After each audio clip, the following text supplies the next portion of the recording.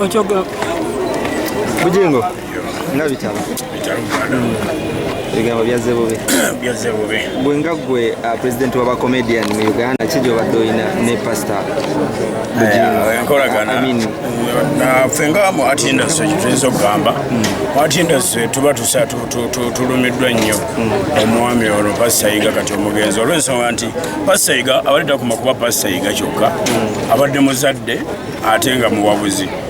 Mu bufunze pastor Yiga abadde wa kitone kuba abadde busajja mukubi wa gita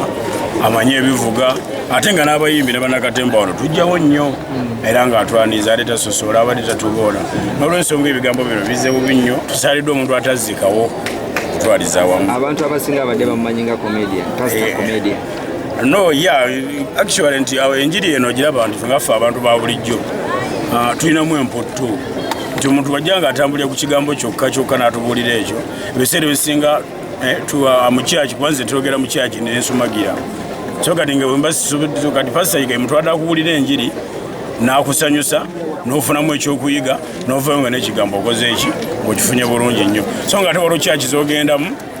ne bakubulya kigambo n'omala n'okola ki neweebakanga n'okutegera tubitegere naye nga nze ndaba nga tusaaliddwa nnyo omuntu atazikawo kutwaliza awamu Kiki olifa toerabidde ku pastor? Gyolifa tuseerabidde pastor Yiga ono actually twali tumukolamu ne comedy naye nga tanyiiga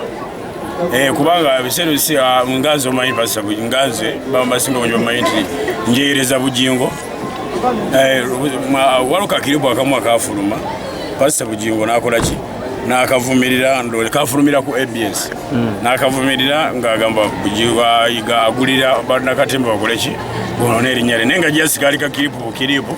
naye nga ne Yiga yennyini aleeta kugamba ate musajja nga ali ize embeera ze ali ize tabuwola tasosola ate ng'atwaniriza kubanga nze najjako kuwano olumu ku ABS pastor Yiga nejja ne tunyumyamuuko awo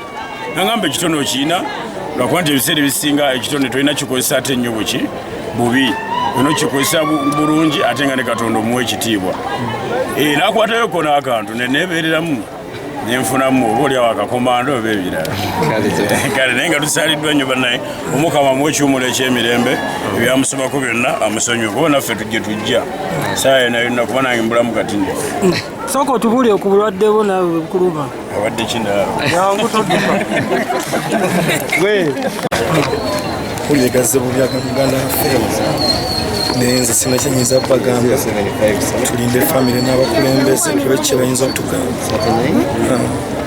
wakati osawazi munange mankulimba kiyinza kumanya kituufu nemanyi tikutyawa Uganda ngege bawulira ebisinga nga gwe abadde mukwano gwe kiki omujjukirako oyigiddeko ebintu bingi nti okuba omukulembeze oba okuba omugagga tolina kumala kusoma nnyo tolina gamba nagenda nnyo ku ssomero okugamba nti nina okubaako nekyennina n'atasomye asobola obaako nekyako ate muntu akumyekumye abantu ate muntu azimbye bannakatemba era amanya g'abantu bangi galaga bwe bibuuza bano bakikankane abantu bangi bazimbye yes oyo yafuuka muzeeyi waffe atabadde muganda wa namulaba okuva nga ndi primary 2 twesabire bwesabizi abakyaliwo ne bannaffe okubagwa kyenyinza okugamba osigadde gwani nze kojja Kevin Muwomya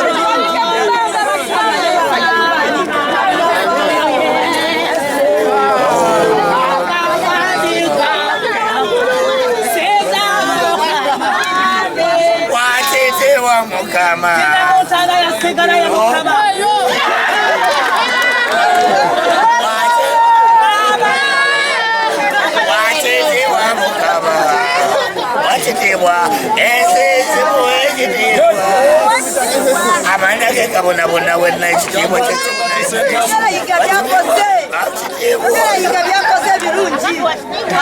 Basaiga waddenga avuddewo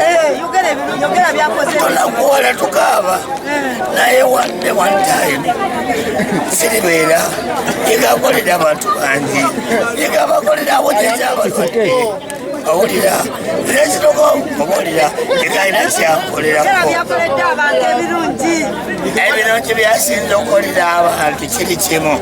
bannange mukkiriza era mukama amuwa omukisa mukama bagenda tefuna gye tugenda naye amuwa omukisa bannange awe pasita ayiga omukisa yebage bulungi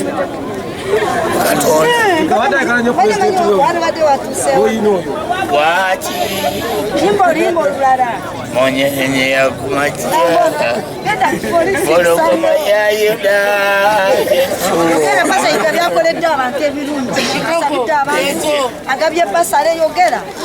basaiga abantu bangi byabawadde nemuli okuba nti abantu abasinga omuntu ze olina ekizimba akikuwonyeza osiwonyera ekiwundu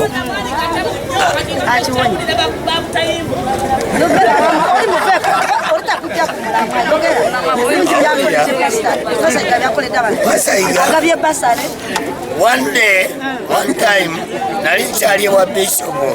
Pasaida yaje wange kuchachi yaffe mukiseji eya bishop Kiganda awulira yatusabira omukisa nalina ekitunga kidumalumu yakola kukozi bwati nempona senza butamubeererawo President omusudde President wa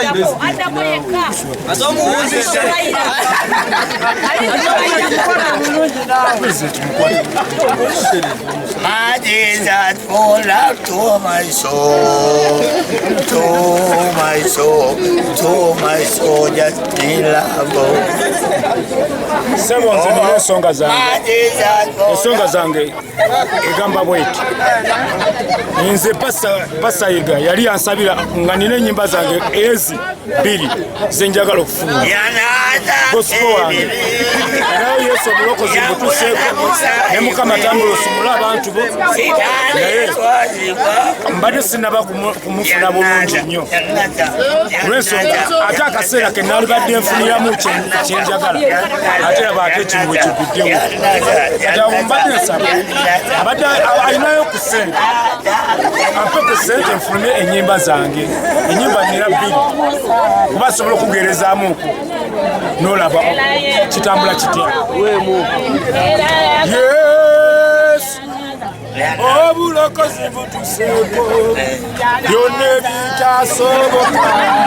Mukama gwabisobola leka nsize ennyanja n'omuliro Mukama gwe wabitonda emiti n'ettaka Mukama gwe wabitonda omwezi n'enjuba ebyo Mukama bikusiza bikuvunamira esengaka kusize kankutendereze Yesu wange Yesu example ye n'oluyimba olulala lugamba nti tambula osumulula abantu bo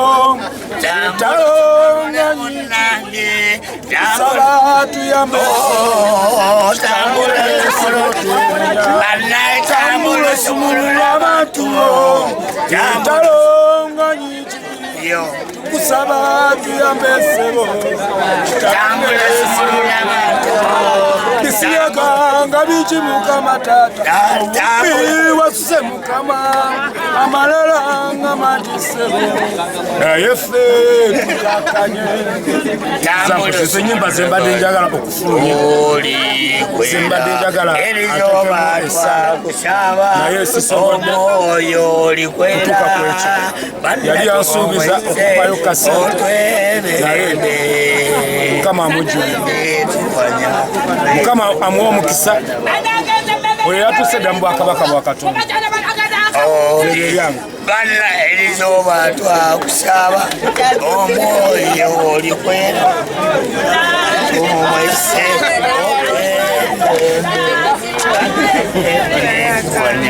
naye tuli abaana bawe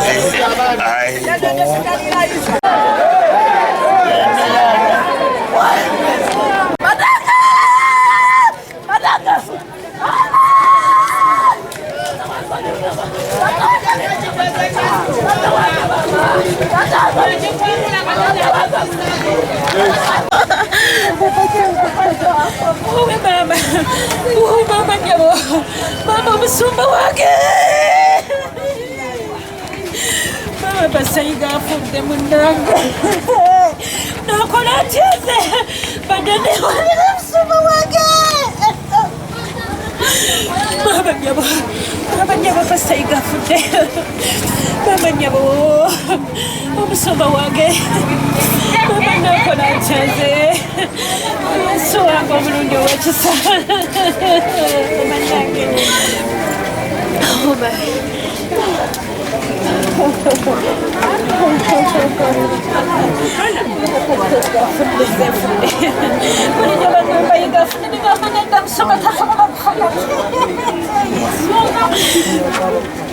Yes, so rest in eternal peace, our Lord Jesus.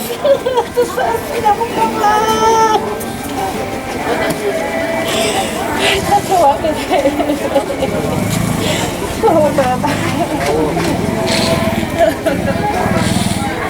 Oh, yes.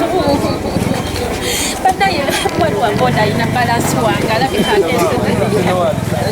Anya Robert Subira Lubega Lodi Kansala Kasubi Parish naye nga ebyo byonna sinabituukako wano mbadde nkola ewa Musumbayiga era nakolawo ebbanga ddene TV eno. Ng'okola ngani? Nali nkolanga producer era ku TV eno tulabye abaana bangi nange bangi nnyo bendeese okuva e Kawala Kasubi ne bajja ne bakola wano nga Musumbayiga talina gwawa mulimu wabula nga atunuulira ekintu kimu nga tatunuulira mpapula zo wabula atunuulira busobozi bwo era tulina abaana bangi betwaleeta nga tamanyi naye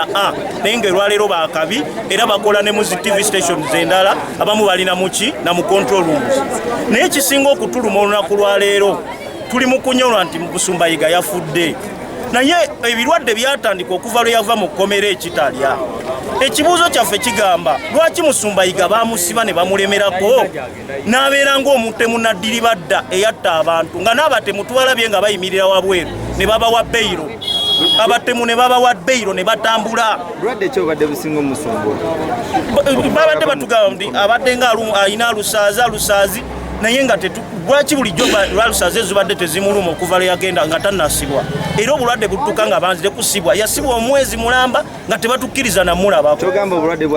bwatandika nga avudde mu kkomera kubanga ali mu kkomera okuva lwe yava mu kkomera era bwatandika ddala nga ali mu kkomera weeks nga bakamusiba weeks nga 2 ne tusaba bamute nga tugaba naye omusajja mulwadde nga bagaana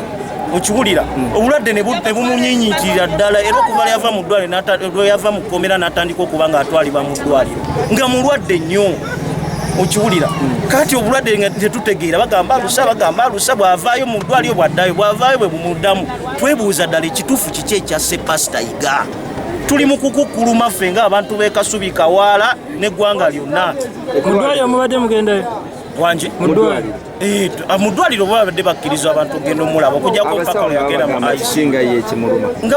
balaga nti ekimuluma complications za lubuto okitegeera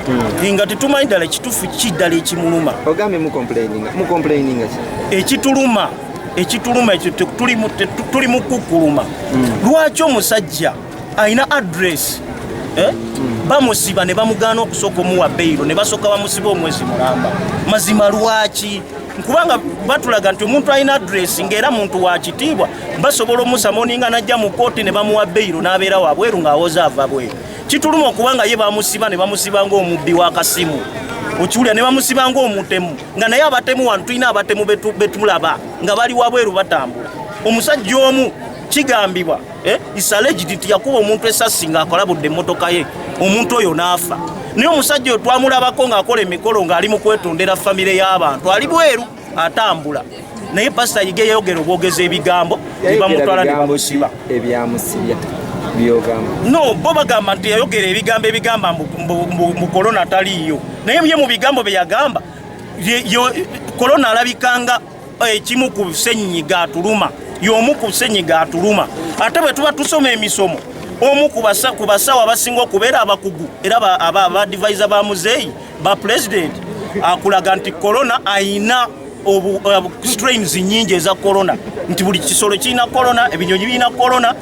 ekitegeeza is on record nga tusoma emisomo gya korona abisomesa babisomesa bwe bati kakati kyembuuza ono bw'oba ogamba strains nyingi eza korona ebisolo birina ebinyonyi birina lwaki wali ogamba omusajja agambye nti akirabikanga y'omu ku ssenyiga atuluma ate gwe n'ogamba nti ate yayogedde bikyamu abuza abantu so bw'obanga strains weziri ez'enjawulo jangu ozinnyonnyola abantu oleme kukwata bukwasi musajja omusibe ne gy'omusibidde tetumanyi kyekiri ekitali amazima buli avaayo ekitali akompuleyininga Lutamaguza avudde ekitali abadde akaaba amaziga agamba ya spendinga $15 million okuyita dokita we okuva e Kenya okujja omujjanjaba kyekiri ekitali